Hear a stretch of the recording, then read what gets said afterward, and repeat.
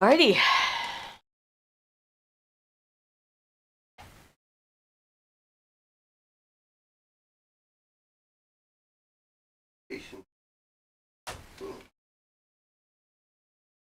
We're live once again. Just amazing technology. I like it. Are you my first concurrent viewer? Apparently. Hi, Trinity. Trinity is first. She says she's first. All right. I'll buy that. All right. We believe you. You thought that was pretty funny. Oh.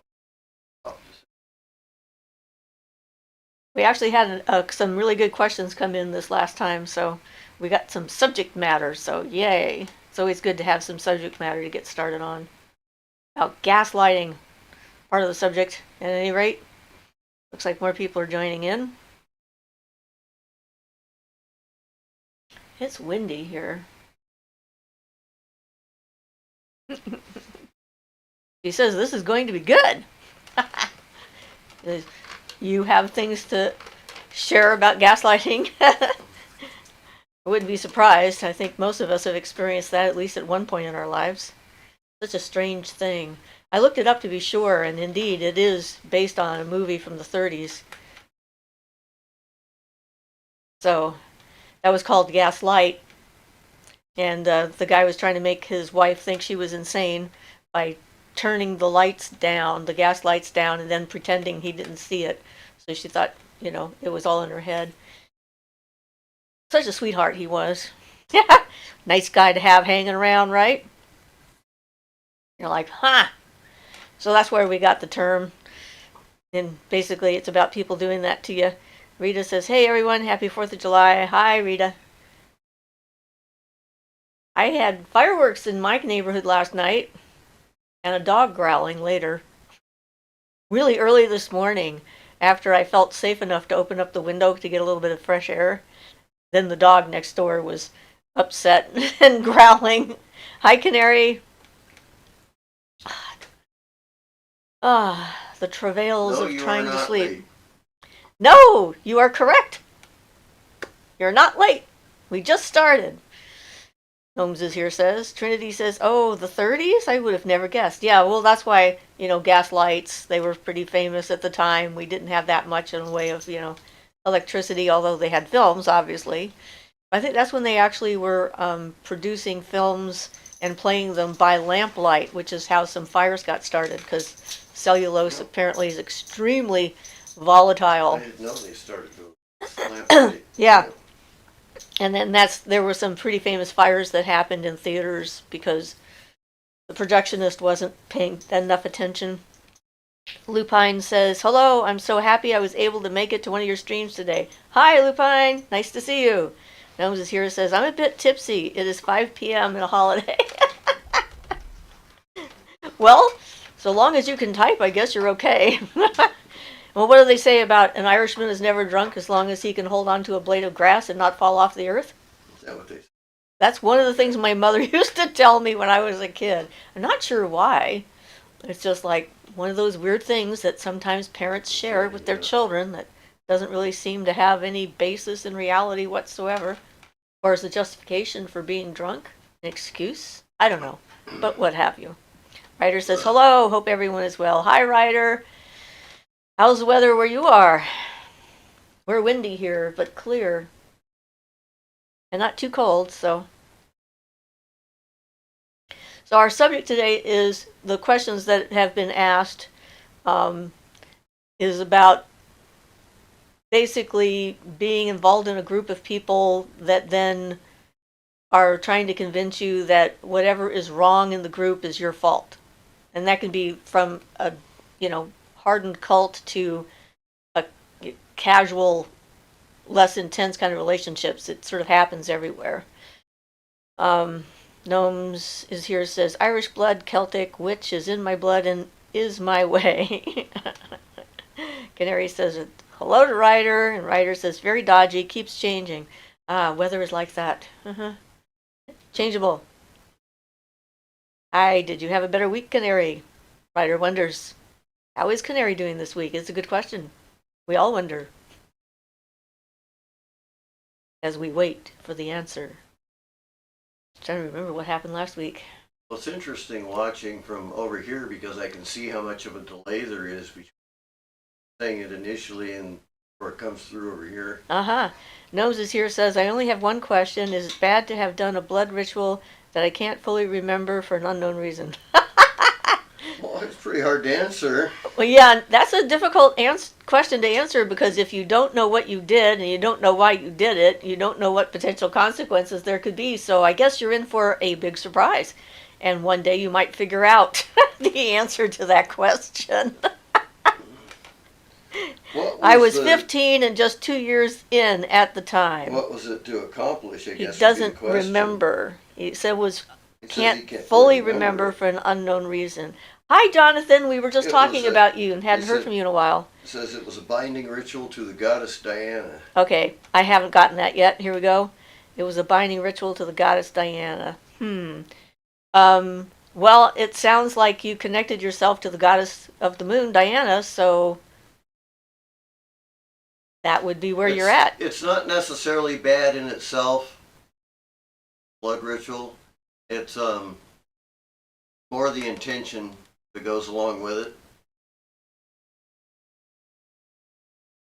So if you had good intention, probably good, depending.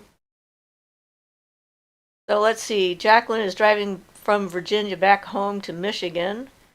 Ryder says hello to Jonathan. Canary says, yes, I did actually have a better week, thank you, despite the flat viewing, which was just a bed sit pretending to be advertised as a fault. Okay, I don't understand that one, so you'll have to explain it to me. Nisha says, hello, everyone. Hi, Nisha. We're trying to get to your questions, or some of your questions. Gnomes is here, says, I remember some, but not most, for knowledge in exchange for loyalty. Okay, well, I guess loyalty to a goddess is like choosing to have a relationship with somebody, and you can change that if you need to. Plus, which most of them like to share knowledge anyway. Right. We don't usually have to bargain for knowledge from our gods or goddesses, unlike when people are about to die and they bargain with God, or someone they love is about to die and they bargain, I'll stop doing this or I'll do this for you if you let them live, don't let them die, kind of thing. Generally speaking, the witch and pagan attitude towards that is that we work with them, and so there's no need for us to have a tit for tat kind of a thing. It's like if it works for them and it works for us, it's great. If it's not, then we move on.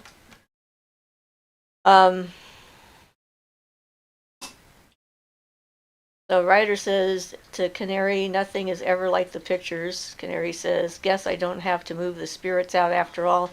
Was probably why they were being stubborn about it. All right. Ryder says, glad you had a better week. Trinity says, I'm in Virginia. Have a safe drive home, Jacqueline. Canary says, Ryder, thanks. Hope you're doing well. Ryder says, a bed sit is basically a flat with no bedroom. A flat has rooms to sleep in. Thank you. Since you're using colloquialisms that are common to your country and not mine, I don't know what people are talking about, which is why I did that video on communication. So thank you for communicating. Gnomes is here said also the ability to use my power and utilize my knowledge in exchange for loyalty, also to do as asked if ever called upon. And then Canary is explaining it to me too. The bed sit is a tiny, tiny living space, which is just meant to be temporary, but it was advertised as an apartment, which I didn't end up moving it. Well, good. Probably a good thing. So Jacqueline says, got a birch stick and some rocks from a waterfall to make a water wand. Awesome. Sounds like fun. So, yes. Well, we really appreciate Ryder's ability to explain things to me. Translate. Yes. Translate English. To translate into English into other English that this English can understand. So I want to really get into this subject so that we can talk about it because it's an important one. The whole concept of gaslighting is something that you hear mentioned a lot. And the idea of it, like I said, comes from that movie, trying to make somebody think that they're crazy. And so it's a method that people often employ in order to convince an individual that their own perceptions of reality and what they think is really going on is not actually happening the way they think it is.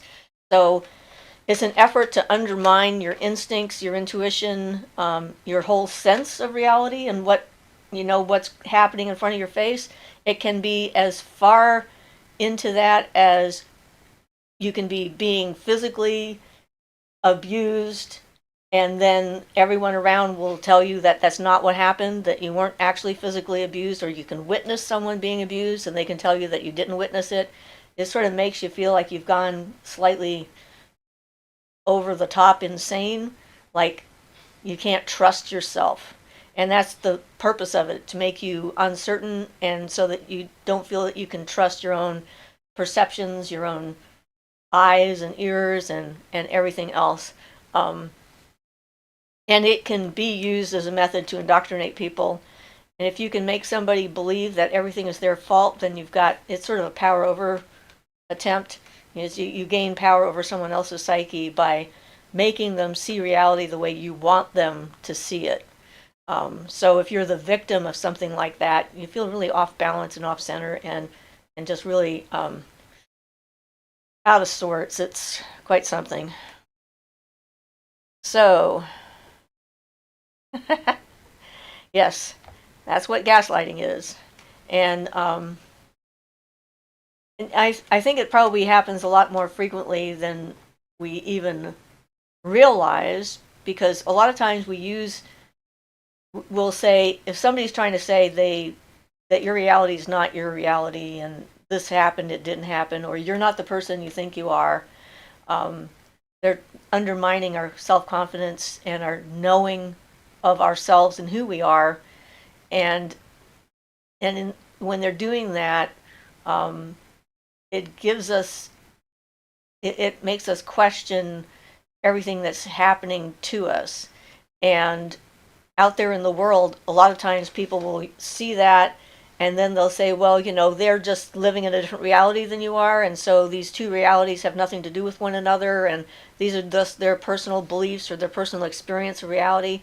But if you're in the same room with someone and you have a shared experience, there is an actual reality going on. Yeah, interpretations of what's happening can be different, but if there's a real basic thing happening, if the interpretation from one person is like the complete opposite of your experience of it, that would be an example of gaslighting. Gnomes is here says, I do have one other question. How do you guard yourself if you're an extremely sensitive in the sense of psychometry and as an empath? What I sense sometimes overpowers my own emotions. That's a difficult one because I have that problem.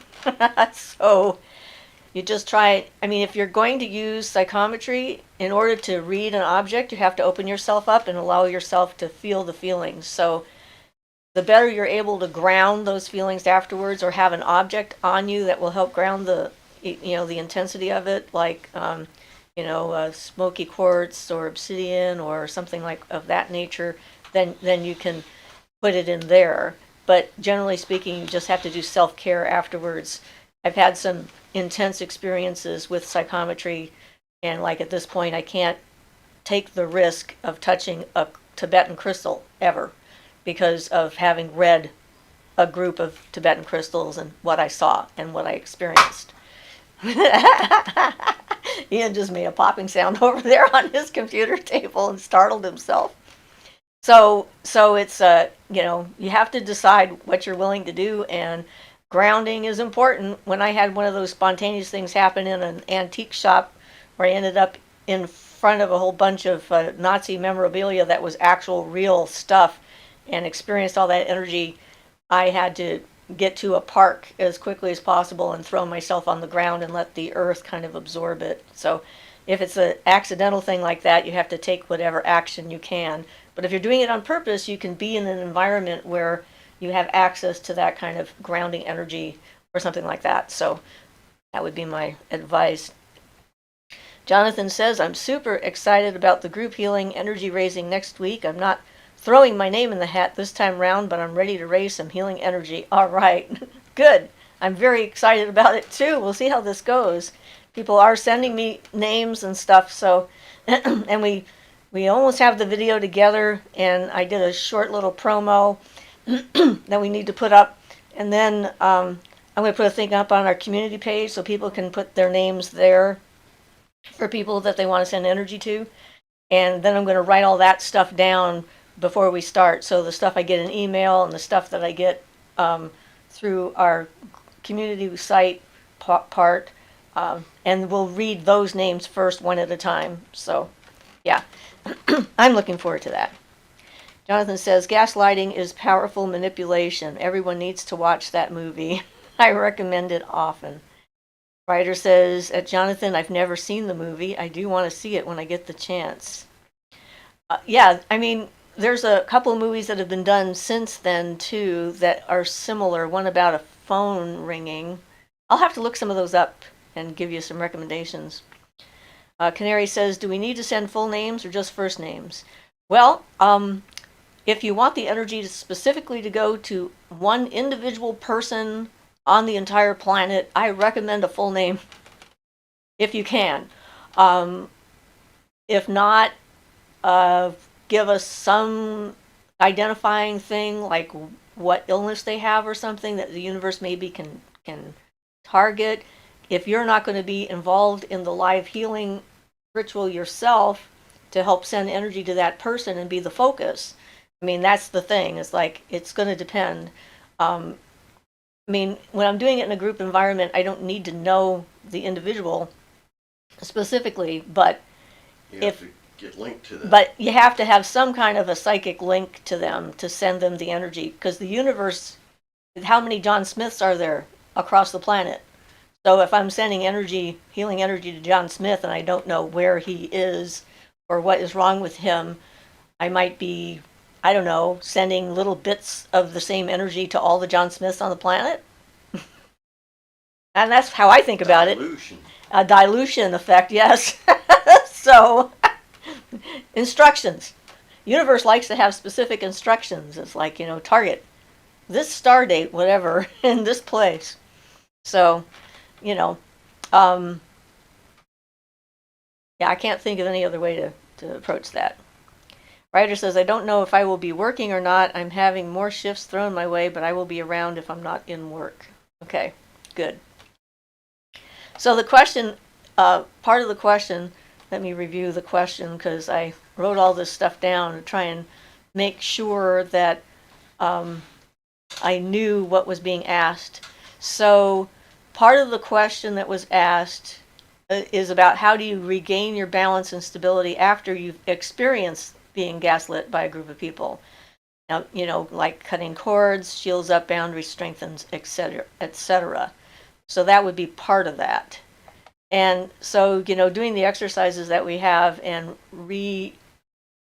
getting reacquainted with yourself, re-establishing that inner dialogue with who you truly are. The problem with the gaslighting is that a lot of times the people that are doing it know you well enough to know what your triggers might be and what your insecurities might be. And so they target those insecurities that might have a shred of truth to them on some level, or target your desire to be liked or accepted, or whatever it is.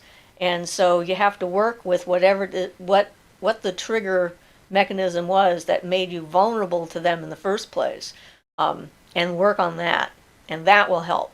So if it's, for example, I don't like to hurt other people's feelings, and I'm worried that if I hurt someone else's feelings, I'm a bad person, then look at, like, if this, how do we put this?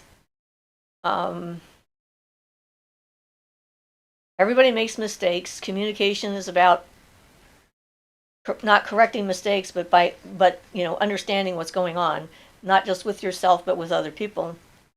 And it's okay if someone doesn't like you.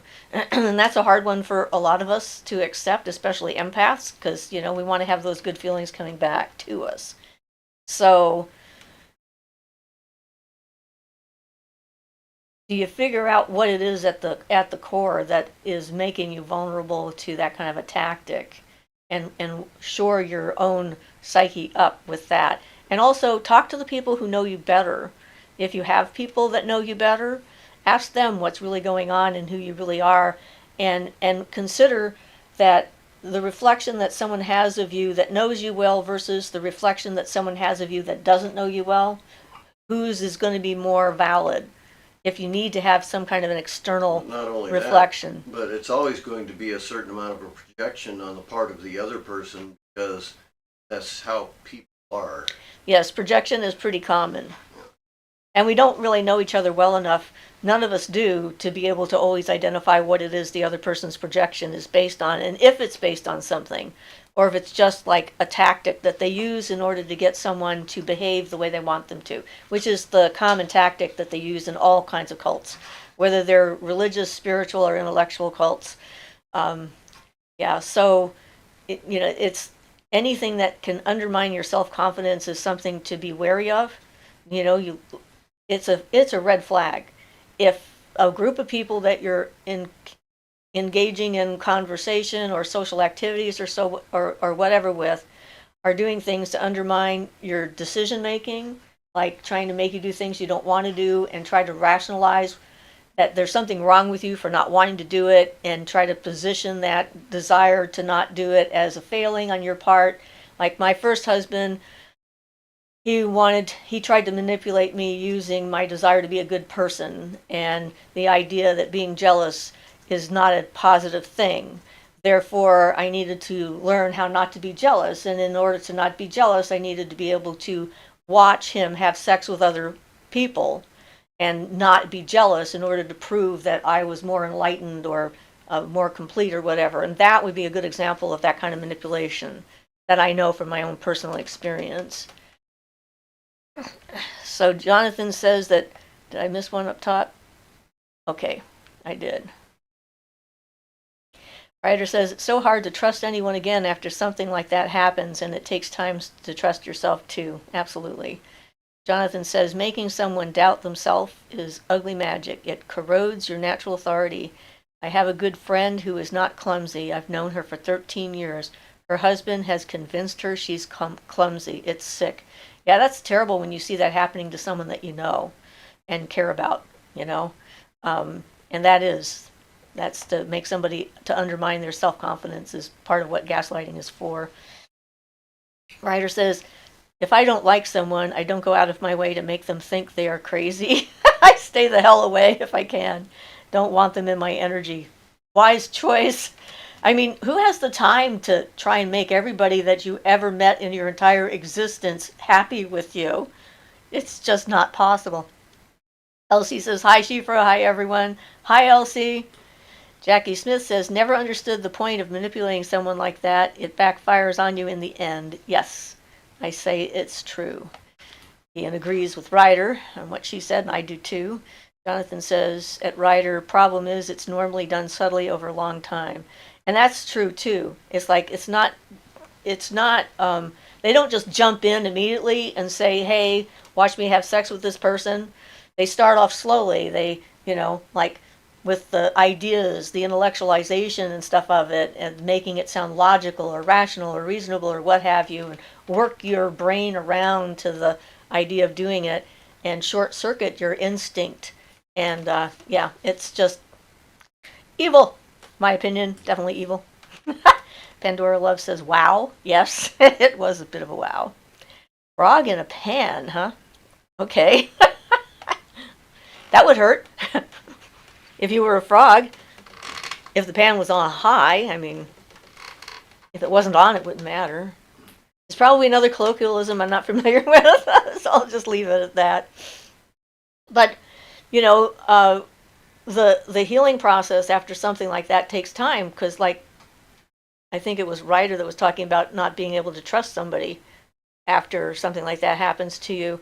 And it's true, because you don't trust yourself. You don't trust your ability to make informed and smart decisions when you finally recognize that someone that you thought you cared about or someone that you trusted has violated that trust and has hurt you in that kind of a way and can't be trusted. So then it becomes this thing of, I thought they were a good person and I was wrong.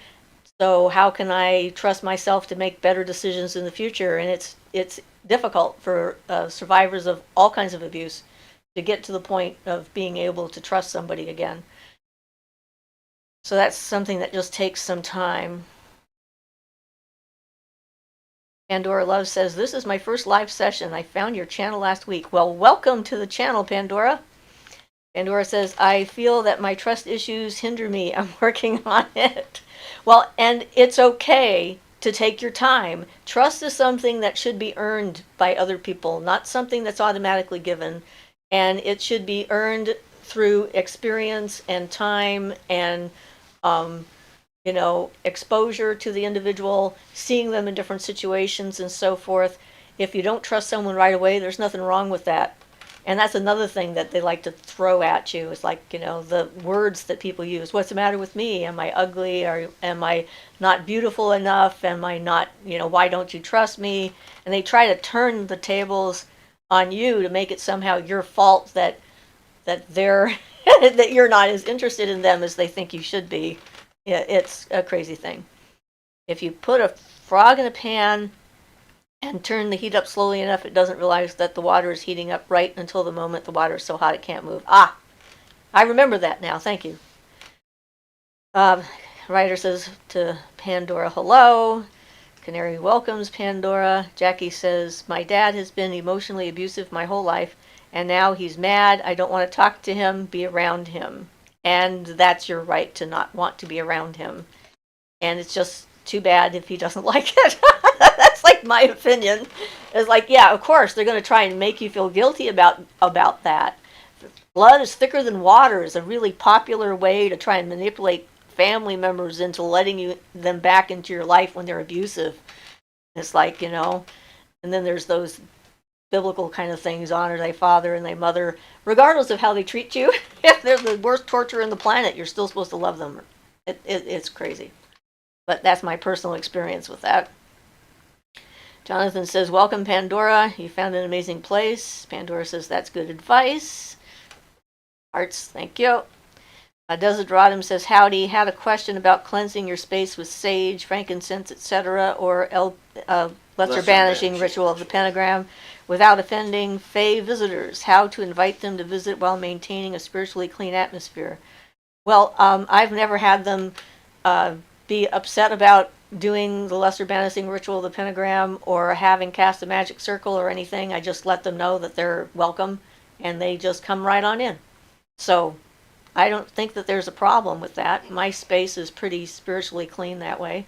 I have barriers to keep human ghosts out because this is my house, and I have enough trouble sleeping with fireworks and dogs growling under my window without having a bunch of ghosts coming in and yelling for help.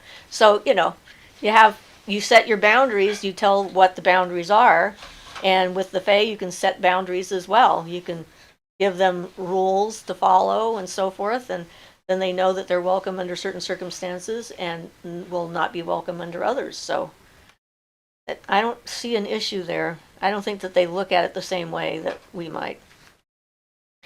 Ryder says, "The most recent one for me is that I am weak. These folks don't know the hairline of a fracture of the terrible stuff I've been through. I am one of the strongest women I know." Yeah, that's one of those things they like to bandy about.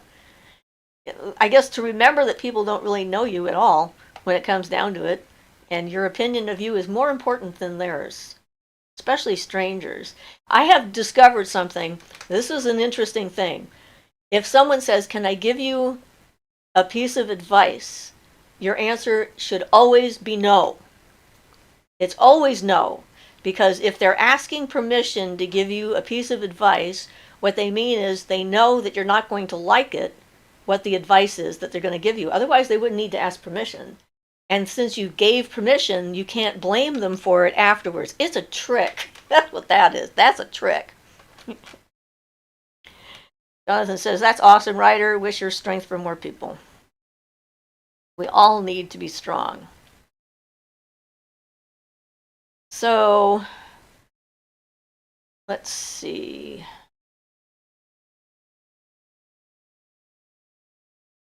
I think I covered it just takes time to get over people undermining you. You just have to do really self-healing kinds of stuff, and be around people that are on your side and you don't have to worry about.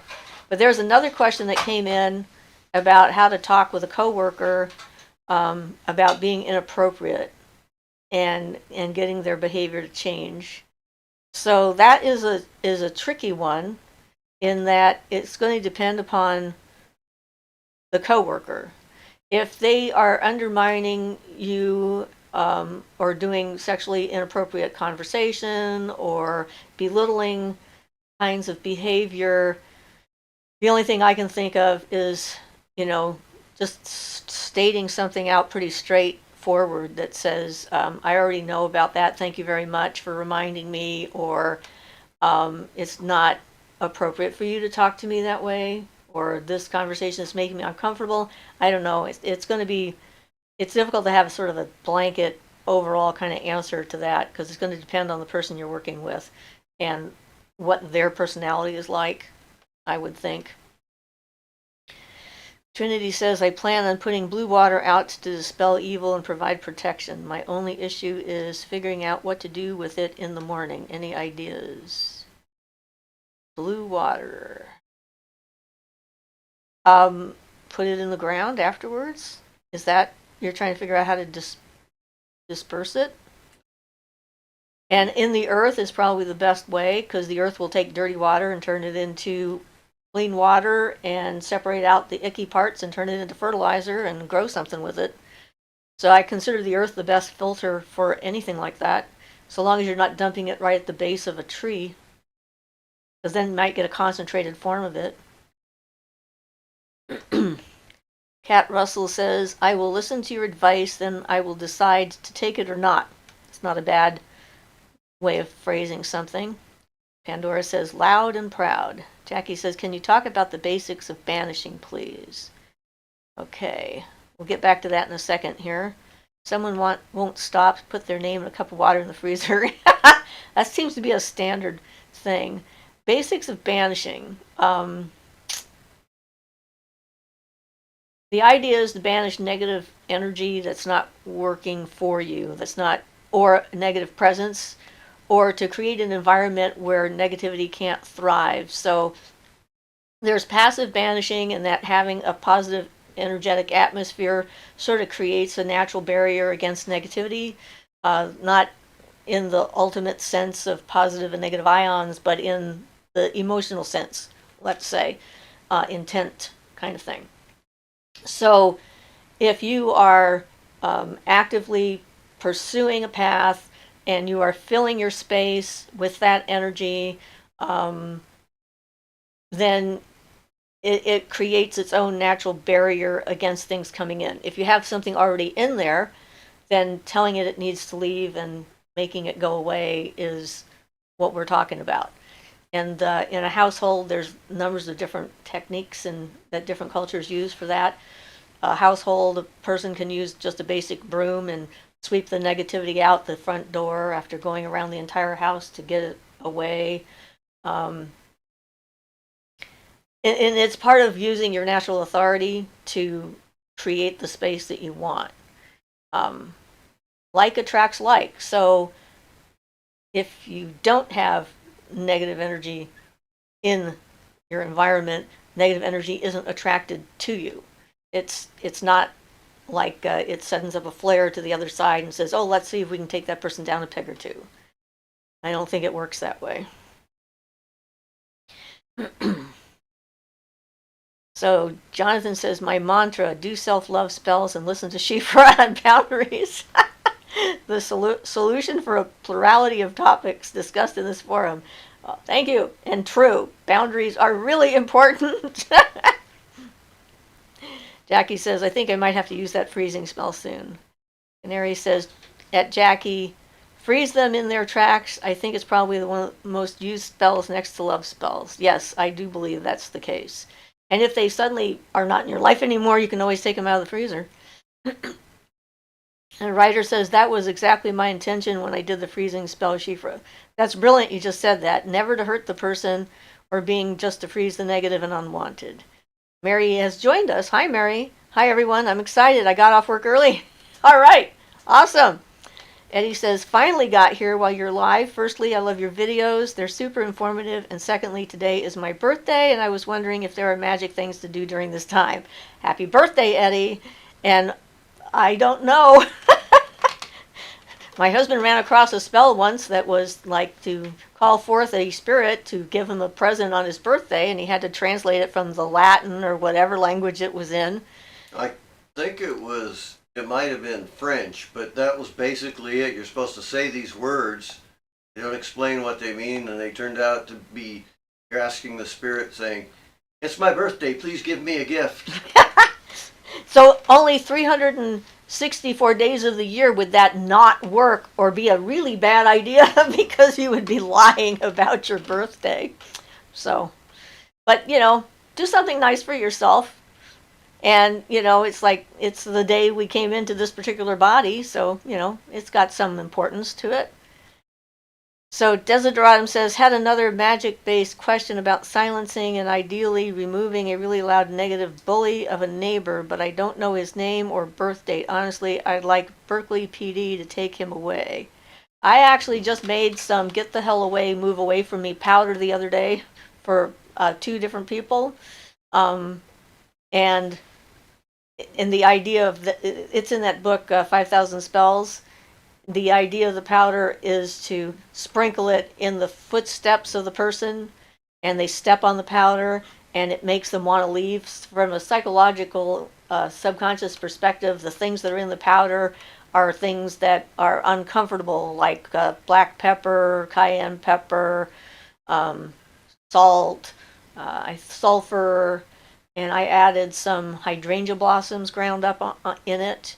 And as they leave their house, they pick up the parts, the particles of it on their shoes, and it kind of gives them this subconscious message that they want to move and leave and stay away. So that's something you could try and see, because if they're a danger to your community, it's not a bad idea. We accidentally made a neighbor of my daughter's move out. I was just trying to protect her from him, and I put up a wall, similar kind of powder, between their sides of the street. And the day after we put up the magical wall with the sprinkling of, it was just basic salt and pepper for that, along our side, the next day he built an 8-foot tall fence and put up his own wall. And then within a month he moved out, and he was kind of emotionally unstable and having hallucinations and things like that, which were kind of bad. So, but the police are always a good option when you need them. So Ryder said hi to Mary. Always good when you can get here. Mary says, okay, this is the silliest question ever, but I'm curious. What are your thoughts on pagan dating sites?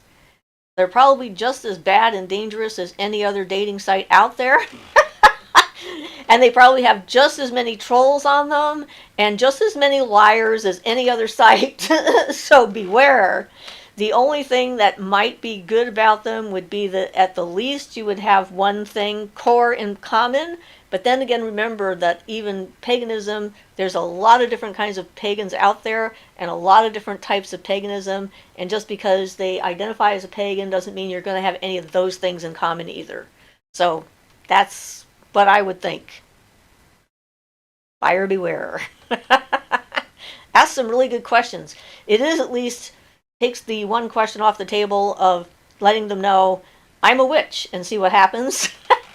I'm of the belief that if you're a witch and you're dating, you should always tell them that before the first date, because if it's going to be a problem, you should just get it out of the way and not spend any more time or energy at it.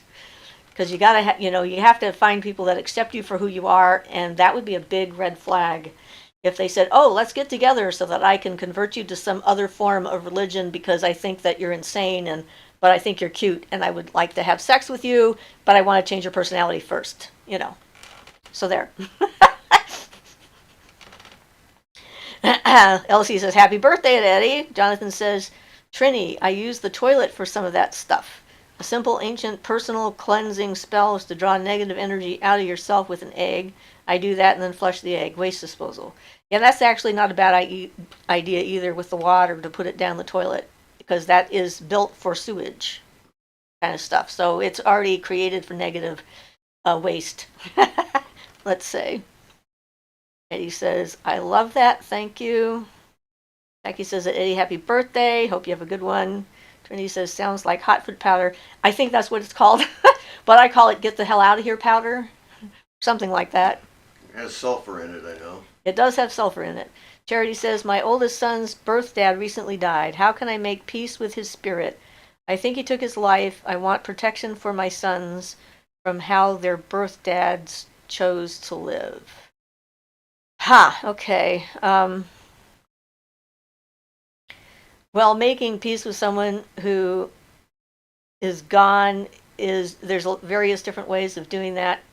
Having a conversation with them, lighting a candle and having a conversation with them, writing them a letter and burning the letter so it goes into the other side, waiting for Samhain and having a conversation with them. Yeah.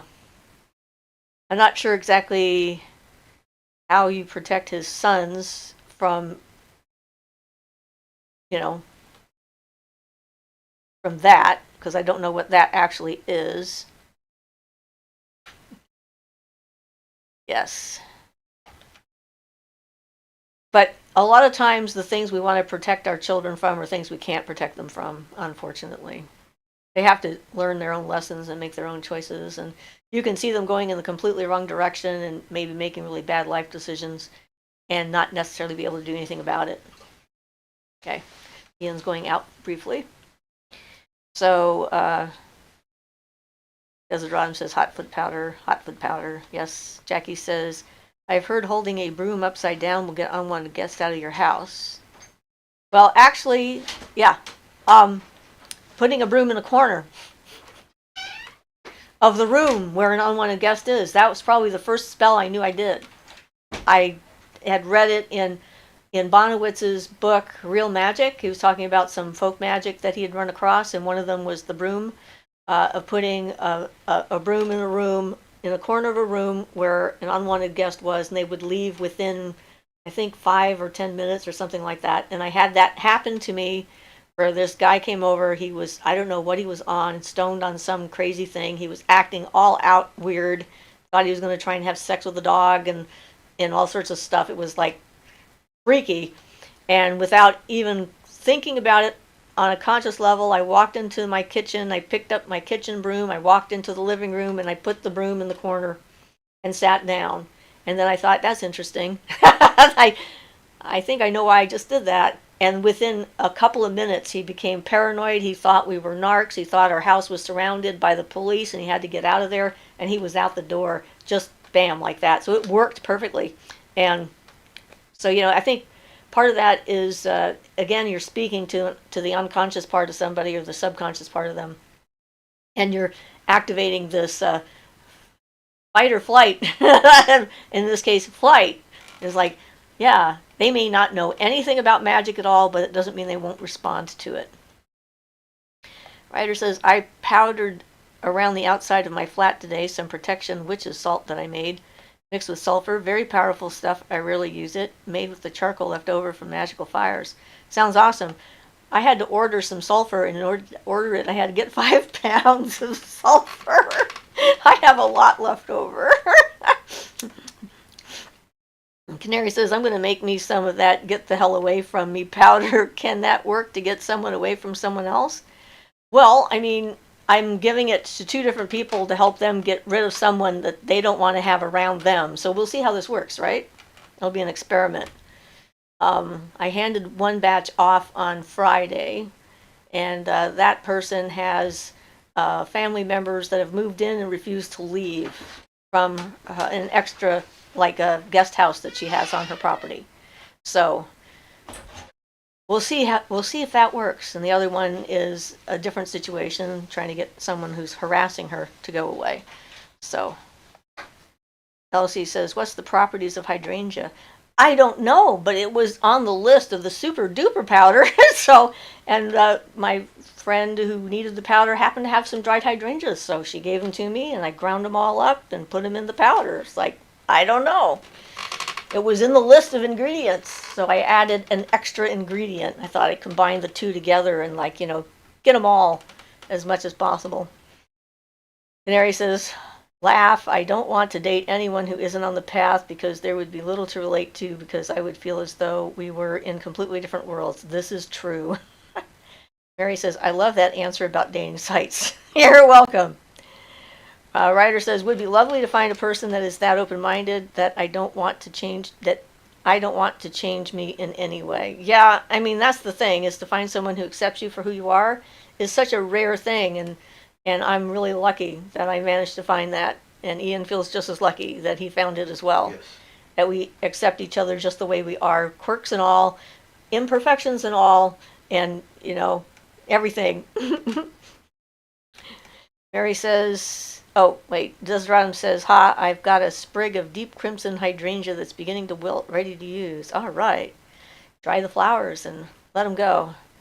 The ones I got, I think, were blue, mostly blue, were the ones that she gave me. Mary says, I feel weird about dating sites and have never done that, but I saw one and it made me think twice. Ooh, hydrangea. I just planted one for my friend's dog that passed. I read it was good for gratitude, and also the color makes a difference. We got pink, I think, for harmony and friendship. The color of hydrangea depends upon the acidity of the soil that it's in. You can change the color anytime you want by changing the pH balance. It'll go from dark purple to dark blue to pale pink, I think. So Ruth says, hi all. Hi, Ruth. Jackie says, the dog. Ryder says, hi, Ruth. Elsie, do you know a way to clear the mind and improve cognitive abilities? Well, different types of meditational practices. Try a bunch of different ones until you find one that works. And then there's things you can take, like peppermint's supposed to be good for clarity and concentration, I think. You can try planetary stuff, like work with Mercury to try and get your thoughts going along in a certain direction. I guess that's about all I have off the top of my head. Yeah, she had to get more sulfur too. Jonathan says, Canary, I might rather do a relationship souring spell for that. Their names on separate pieces of paper, cut a lemon in half, papers in the middle, stitch the lemon back together with pins. Yeah, that's not a bad one.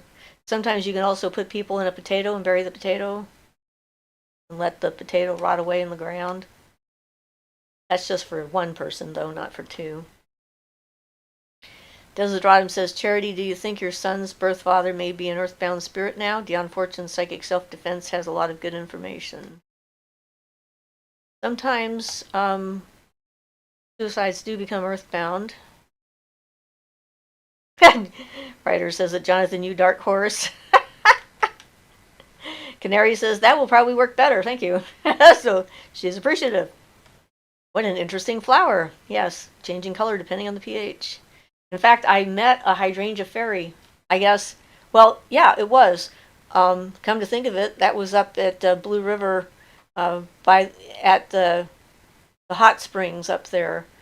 And we walked across the river to the other side of the springs, and there was this really large hydrangea tree or bush there, a nice big one, and I saw a blue fairy, full human size, standing in front of it, and she touched my wand, and actually, I guess I had my staff. She touched my staff, and then she told me to take some of the flowers to keep with me, so that I could connect with her. And so I have a bottle of those specific hydrangea blossoms on my altar somewhere.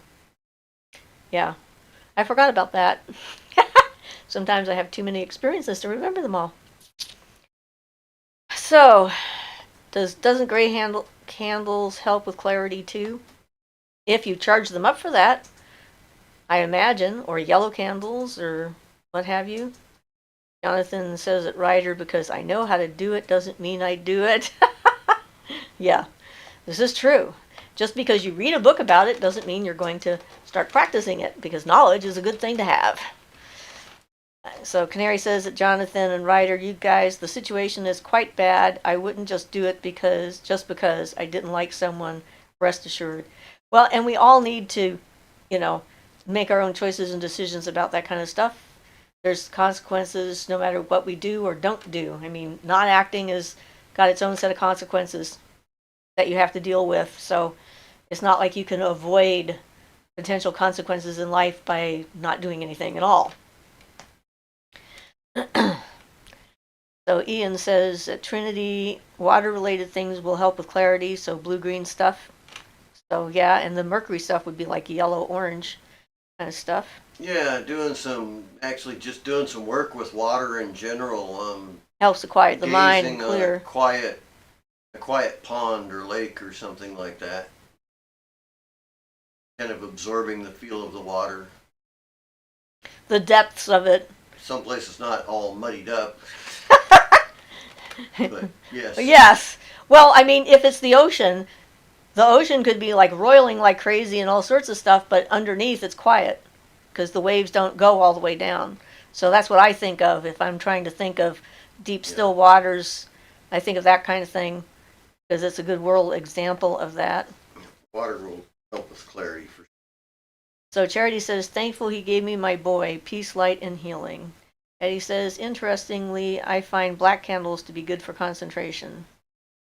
I think it's how you charge them up that matters. Well, like concentrating on a flame or what. So Ryder said, made some advancement on my clearing wand. I have decided on the wood and the crystals that it will be dressed in. Cool. Awesome. Desideradum says, I don't have any sulfur, but have red dragon's blood. Would that be okay to use instead? I have no idea because I didn't write that book. So you'll have to look and see if it has similar properties to sulfur, I guess. I decided in this case I wanted to go by the recipe, which is why I ordered the sulfur. I don't know. I'm not sure about the properties of dragon's blood. It's interesting incense, and I know that they use it for making an ink out of it. Right, and also for sort of, a lot of people use it instead of sage as a substitute for banishing negative energy. So, but I don't know that much about it myself.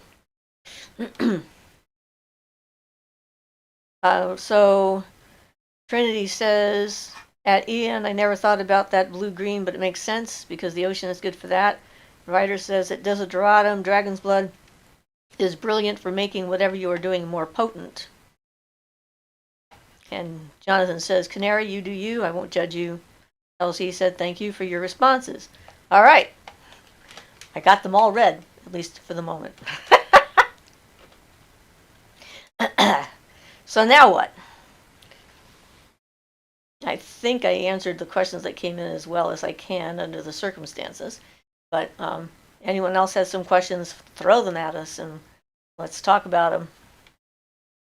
Canary says that Jonathan, I'll use it as a last resort. Eddie says, I am curious, how often do you make your own spells recipes versus following pre-written ones? Well, probably most of the time if I need a spell, I make it up on the spot because spell work basically is knowing the symbolism of the world that you're in well enough to be able to figure out what associations are going to do. It's part of the whole communication with the universe. Since communication with the universe is symbolic, so the more you delve into the symbolism of different things, the more symbols you have access to and associations and so forth in order to fit things together, because that's how they're made in the first place. So I don't do much in the way of spell work, generally speaking, because I don't need it for myself. I did this one for someone else, and at the moment that seems to be the most common reason why I'm doing spell work is I'm trying to do it to help somebody I know. Sometimes it's just more convenient to use something that's already written down rather than reinvent the wheel every time, though. Well, it certainly can give you some good ideas as far as, what cultures have associations with different things. It depends on your own particular mindset. Like when I made my dream pillow formulas, I wanted to get as universal symbolism as possible. So I did this bunches and bunches of research on cross-culturally on different associations with different plants. and the plants I picked were ones that had a universal definition through multiple cultures. And I figured that they would be the most likely ones to work the best for the purpose.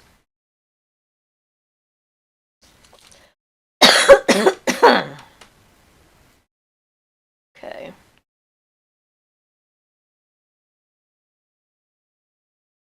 And Ryder says it does draw at him. For example, if you're doing a healing spell or something like that, and you use burn dragon's blood with it, it makes you doing stronger.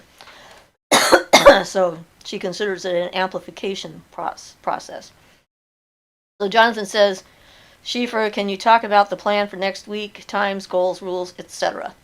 Okay, I did a video on healing circles to give people some idea of that, and in the promo I've got a little bit of stuff in that.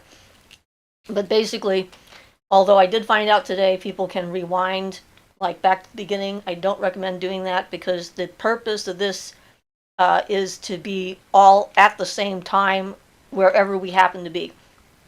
So our plan is to start at 2 o'clock like we usually do on a Sunday, and the premiere will be something we're all watching at the same time. I do a short little introduction in it to remind us about what we're doing and how we're doing it. And the first part of it's going to be the sacred tree meditation with the healing chant, and we have a video on that. We're using the same video for that, so we'll go through and do that together and sort of connect and ground ourselves and do the whole process. And then the songs, the 3 pagan songs, the we are one with the goddess, Isis, Astarte, and Anna, and Hoof and Horn. And we did a video for that with 3 voices. My daughter came over. We're not sure how well it turned out, but we'll sing them all. Yeah. Ian says, maybe we'll get my granddaughter over here and try again before next week. But you know, we did our best under the circumstances for now, and we'll everybody sing the songs to raise energy, and then that will be the end of the premiere, and then we go back live like usual, and then we will take the names that people have written in and given to me either through email or, you know, on the community site or whatever. I want to spend at least 10 seconds for each person that we name to send them healing energy, and then move on to the next one. So the first names will be ones that I'm going to be reading, so you keep your names to yourself at that point, so we don't like fill up the chat with everybody's names. And then once we get through that list, then you can add other names to it. And the only real rule I have is that you've gotten permission from the person to send them healing energy, and that they know that you're sending them healing energy and they're okay with it. So, and I'm trusting everybody to follow that rule. So if somebody doesn't, and if there's a backlash, it won't come on anyone else, I guess. Whatever. Unless they're unconscious, in which case you don't need to ask permission. If they're already unconscious, they're in a state where the legalities of it would mean that they had permission to work on them to save their life. So hopefully that does all that. So that's the idea. And we'll see, this is an experiment. I don't know that anyone has tried this before, to do it in real time instead of like as a planned event. I've participated in several planned events where like at 8 o'clock your time, you just, you know, do your thing and send the energy, which has been kind of cool because I could actually feel the wave of different groups and stuff that were participating. But this will be different. And if you want to do, if you have a group of people that you're practicing with, this is a good time to get them involved and get ready to do this. If you have preparations you like to make for rituals and stuff like that, do that before we start at 2 o'clock. So, you know, everyone can decide what kind of preparations they want to make. They can be as simple as you're going to get there at 2 o'clock and ready to go, or, you know, as complicated as doing cleansing rituals and casting a circle and inviting in whoever, whatever forces you work with and so forth to assist. So it's going to be up to you guys. And then afterwards, I'd like to hear about, you know, later how it worked and what people experienced, if they experienced anything, and so forth. So Eddie says, I do this as well. Usually I just turn my brain off and let my intuition guide me. Yeah, as far as spell work. Jackie says, what's the difference between charms, rituals, and spells? I cannot find anything online about it. Sure, did you answer that question? Okay, so a charm is an object, generally speaking, that you have charged up for something. A ritual is a sequence of magical acts and events for a purpose, to raise energy for whatever the purpose happens to be. So, it generally involves calling in a god and or a goddess or some powers of some kind if you have that. But the main thing is it's working to build energy up, to raise energy through any means, whether it's dancing or drumming or singing or chanting or what have you, to do something with the energy that you raise, either for self-enlightenment or for healing or some other purpose. And then a spell is generally ingredients that you put together with a purpose and apply that to sort of influence the universe and magical reality in a way that will either benefit you or someone else, or needs, helps you get something done that you need to have done. So that would be a basic definition of that. LC says, silly question maybe, but do you attribute meaning to the ringing in the ears? Well, usually I do. When I hear ringing in my ears, a specific type of ringing, it usually means that there's spirits in the area. But I don't have any definitions of like this kind or this ear or that ear.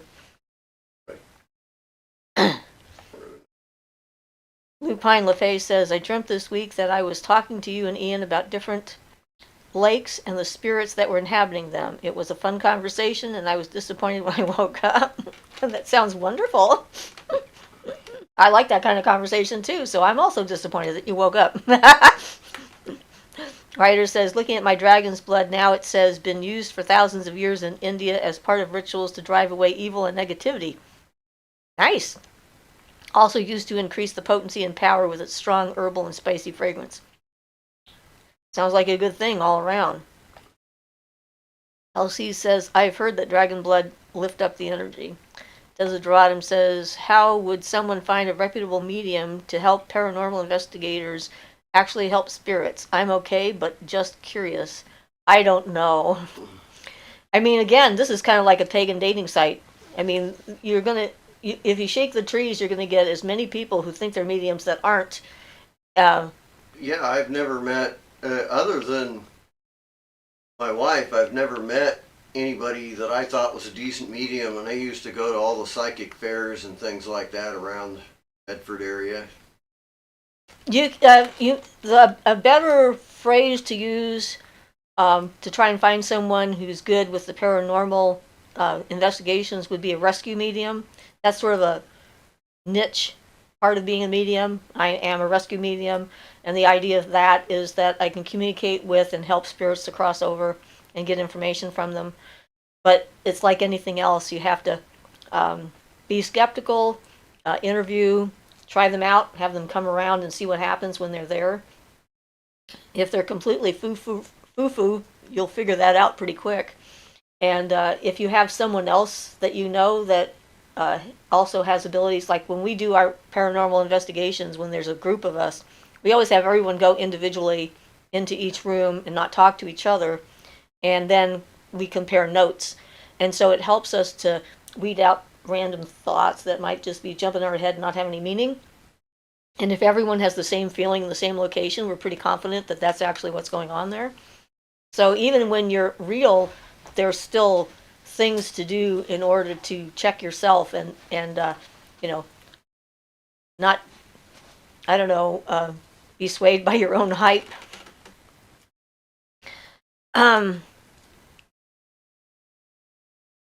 Ryder says, you have my permission to send me some. Okay. Gary says, where can we find the chant songs again? It's called Pagan Chants. It's or pagan songs. I named it pagan songs. It's just a couple weeks ago. So one of the more recent videos, and did I put it in? I can't remember what category I might have put it in for a list Right. thing. Playlist. Yeah. So, Ian said that Lupine sounds like a good dream. Sorry you were disappointed. Ruth says, oh my God, I need love so bad. I'm so sorry. Everyone needs love. And sometimes we can't find it in another person. In fact, most of the time we can't find it in another person. We have to be able to find it in the universe around us and in ourselves to be ready for the kind that comes from someone else.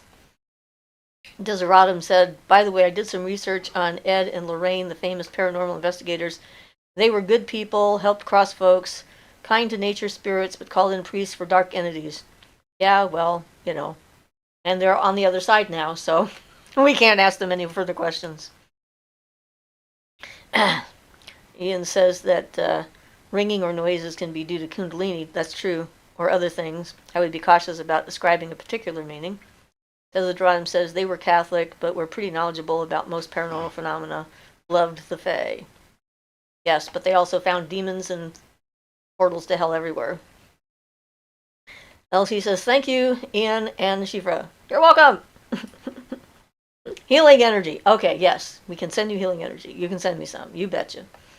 Trinity says, Siofra, I think I want to make some hot foot oil powder with some ghost peppers I have. If one can use chilies, then I should be able to use the ghost peppers that I have grown. I just can't eat them all. Wow. It should work, and it'll make it even more effective, the fact that you grew them yourself. Absolutely. Definitely.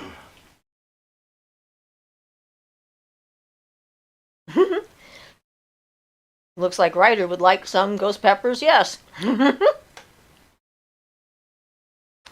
very hot, aren't they? Yeah, they're very hot. Yeah. Probably even better than the cayenne I used. Well, I used peppers in my Four Thieves vinegar. Habanero is hot. Yeah. I'll tell you, I'm trying to make a salsa out of habanero.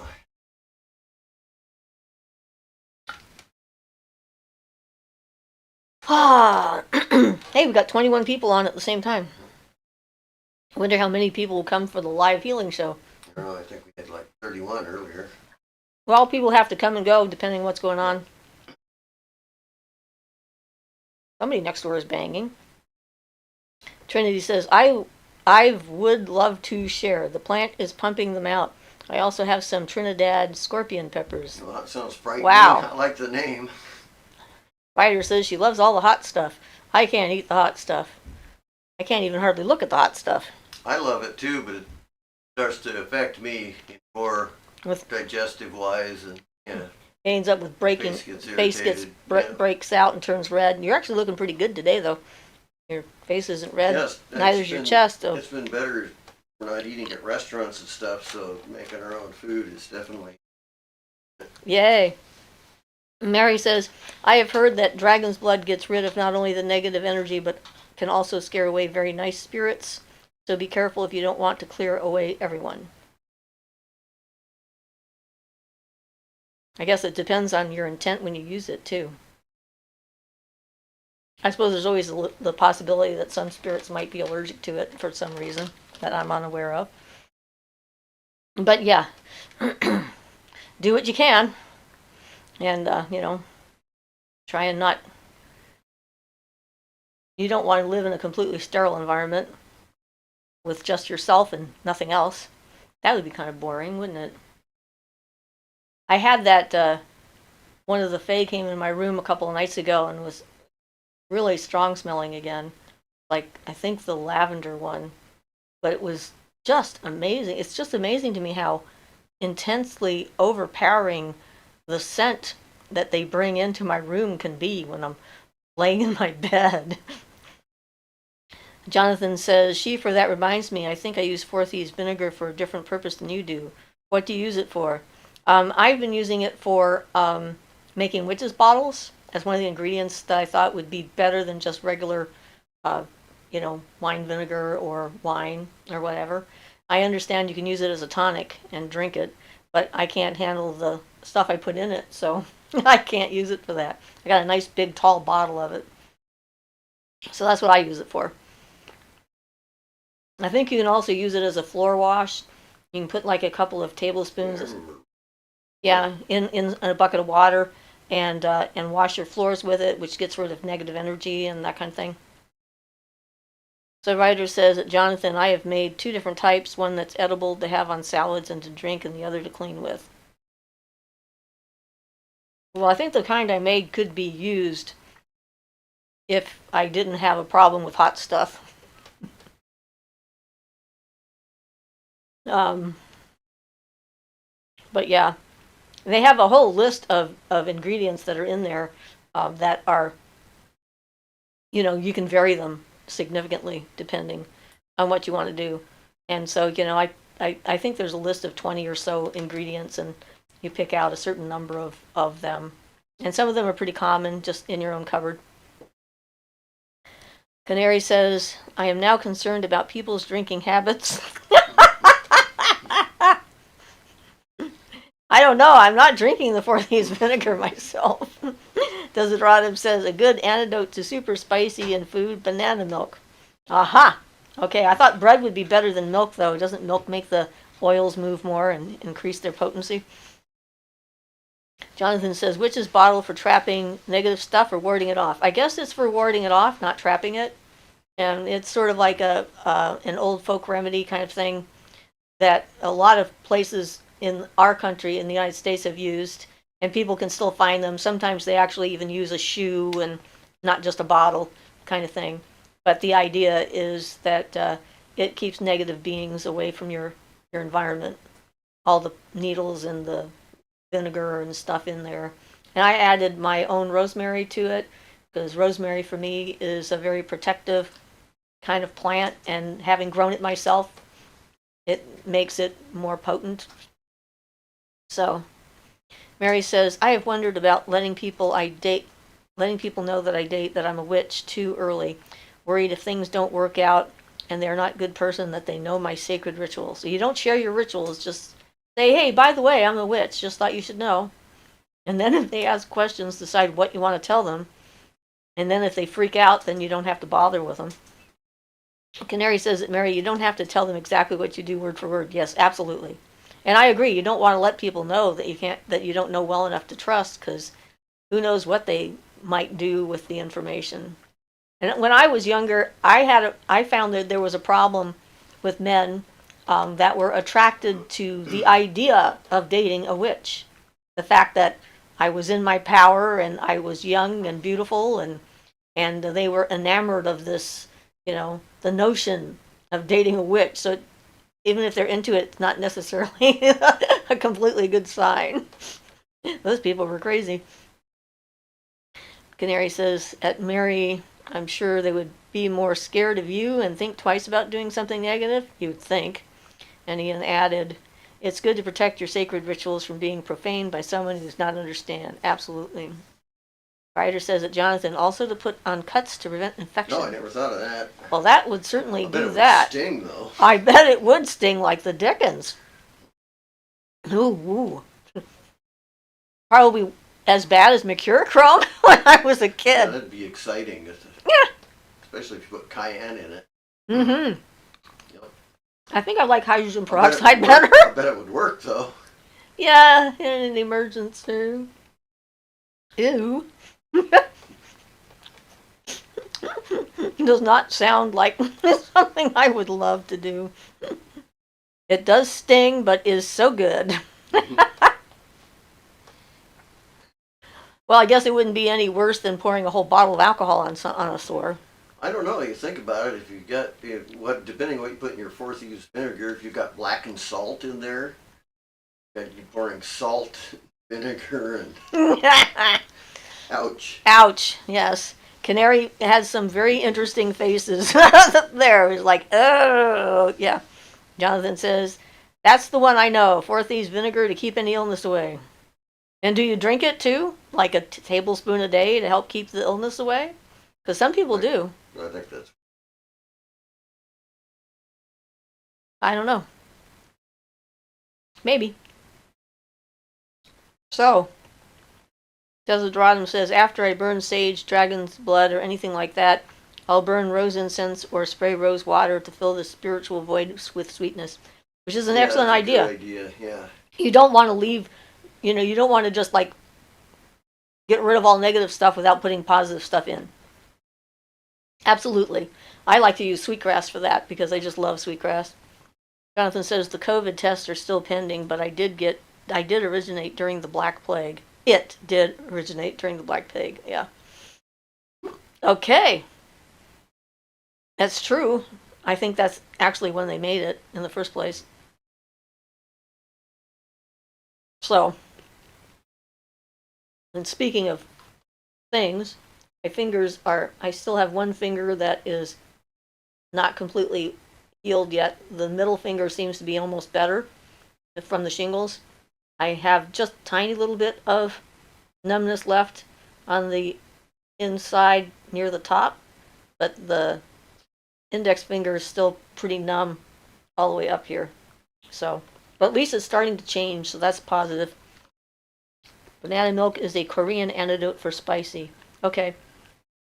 I believe you. I just never heard of banana milk. So, there's a lot of things I've never heard of. Or babes in the woods. So that's the way it works, right? I don't know. I like Thai curry made with a good hot pepper. Ryder says, glad you're recovering. Thank you. It's just slow. I see my doctor, I think, on the 20th of July, and I'm going to find out about the newer version of the shingles vaccine because I'm pretty sure I didn't get that one, and see if I can get that one so I don't go through this again because it sucked. Jonathan said, yes, I drink it like the original Four Thieves did. They robbed sick people during the pandemic and never got sick after being arrested. They traded their recipe for pardons. I remember, that's part of the story of the Four Thieves vinegar. Canary says, I thought dragon's blood was good for raising the energy around you. Well, I guess it depends again on focus. But, adding more positive energy into a space is never a bad idea. And for people who aren't sure what to do, I always recommend something simple like smells that they like. So roses, apples and cinnamon on the stove, baking a pumpkin pie or whatever, baked goods of some kind. Something that fills your space with something that has positive connotations and memories and stuff for you, helps bring in positive energy. I do that a lot with people that are coming in for paranormal stuff because most of them aren't witches to start with. Ryder says it gets rid of negative, so yeah, in a way. It clears out the stuff that gets in your way from raising positive energy. Supposedly, Ian says at Mary, sweetgrass is what Siofra said. It has a nice influence. Oh, I missed that. Lemongrass, nope, it was sweetgrass. Sweetgrass is a nice thing to have in a sweat lodge, too.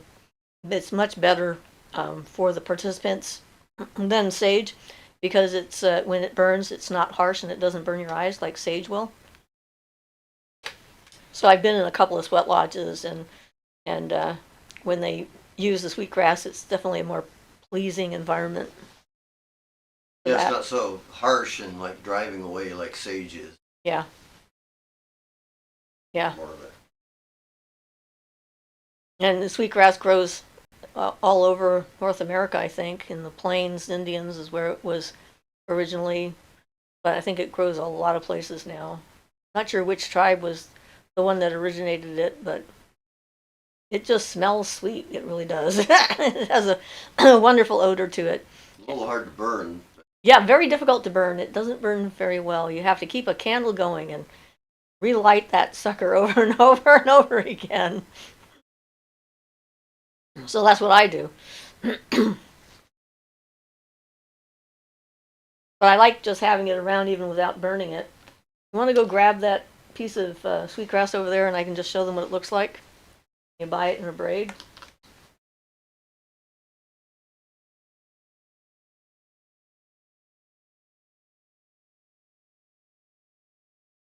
Okay, so here is a braid of sweetgrass.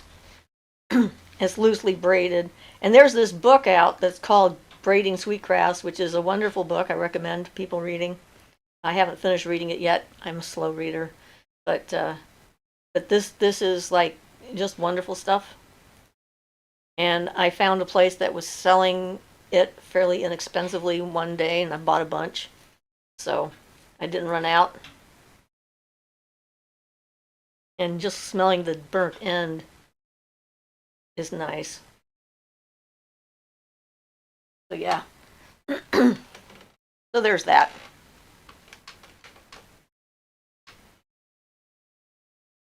So anything else we want to chat about before we have to go? We've got like 10 whole minutes at least.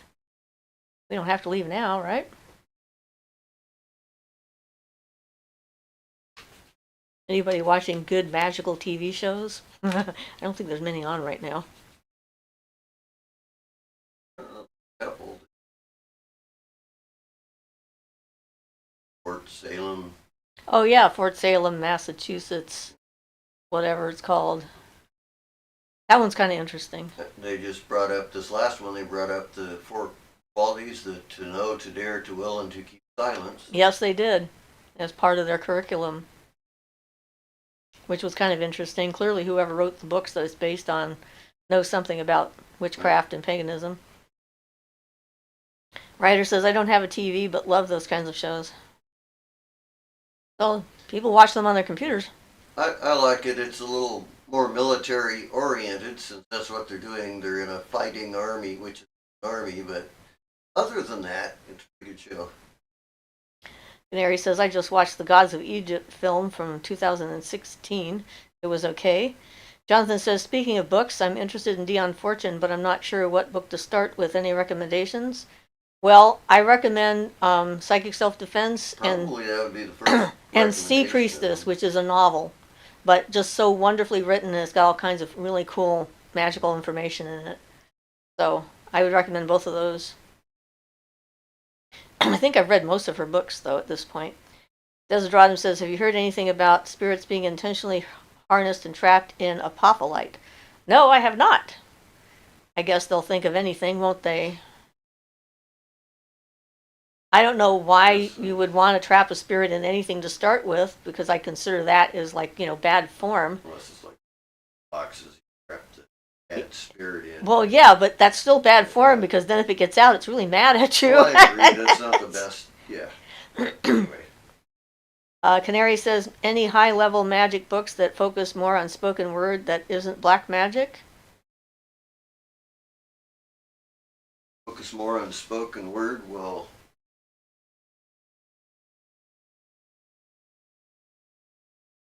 I guess.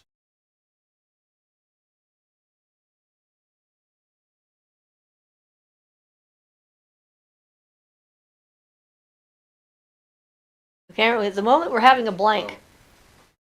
So we'll think about it. I mean, there's a lot of magical texts out there that have spoken words in them, a lot of ritual words and scenarios and stuff like that. Are we so talking like spells for words for spells? Can you be more specific, Canary? Jonathan says, awesome recommendations. Thank you. You're welcome. I learned a lot from Psychic Self-Defense, and I used a lot of the stuff in the astral. Jonathan says, read The Spiral Dance. It's all words. I think most books are. So I'm not sure that's what she meant. Yeah, she might.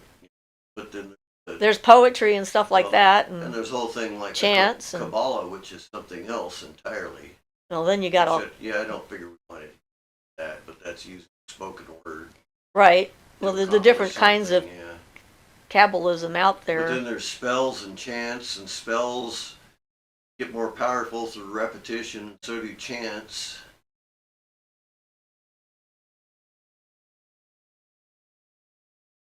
Yep, that's where we're at. We don't know. And I guess it depends on the definition of black magic, too. Well, yeah, that's another question. The difference between black and white magic is like personal, apparently. I say there's no difference except that the intent you put it towards it.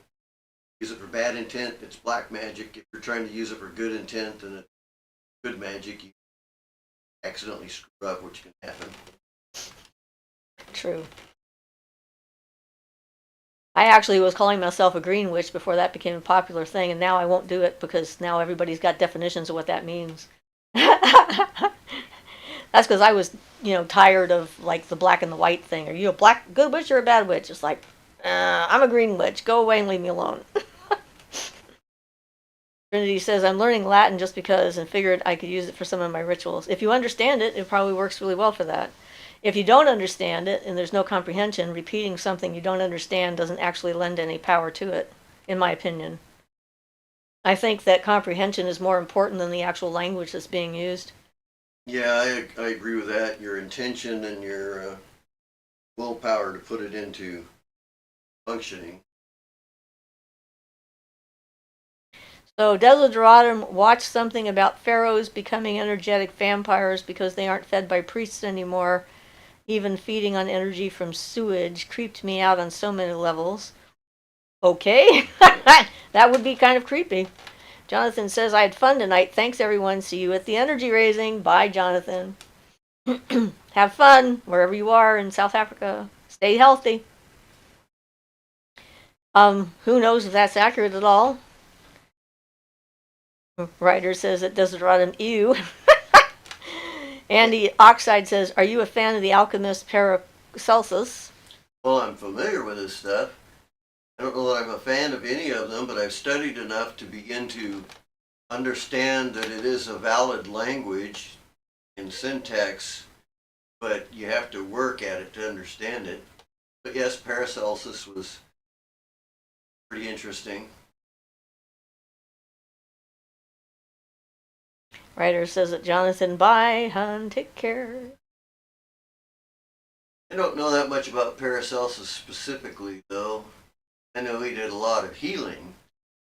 I think that's what he was most known for.